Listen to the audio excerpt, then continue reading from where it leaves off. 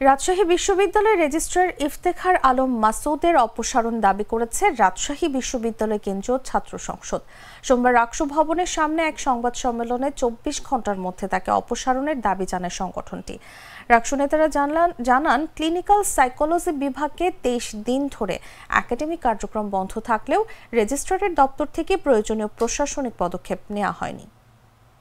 কোন শিক্ষক যদি তার এই উচ্চ একটা পদ, একটা সম্মানের জায়গা, উনি শিক্ষকের জায়গা থেকে নিচে নেমে এসে উনি যদি কর্মকর্তা হইতে পারে, ওইখানে যদি কোনো একটা মন্ত্রী এসে ওইখানে বসে, আমরা ওনাকে কর্মকর্তা হিসেবে ট্রিট করবো এবং ওনাকে ওইটা নিতে হবে।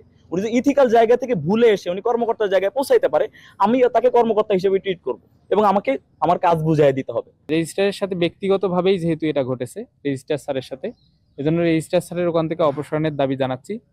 আর সামনে আমরা আমাদের এই দাবি আপনি যেটা বললেন, এটা যেহেতু বিশ্ববিদ্যালয় অর্ডিন্যান্স অনুযায়ী নিয়ম অনুযায়ী ঠিক আছে, কিন্তু এটা যেহেতু আমাদের বিশ্ববিদ্যালয়ের নিয়ম অনুযায়ী আমাদের শিক্ষার্থীদের ভোগান্তিতে পড়তে হচ্ছে, এজন্য সামনে আমরা এই দাবিও তুলতে চাইবো যে বিশ্ববিদ্যালয়ের শিক্ষকরা যেন কর্মকর্তার পদে না থাকে।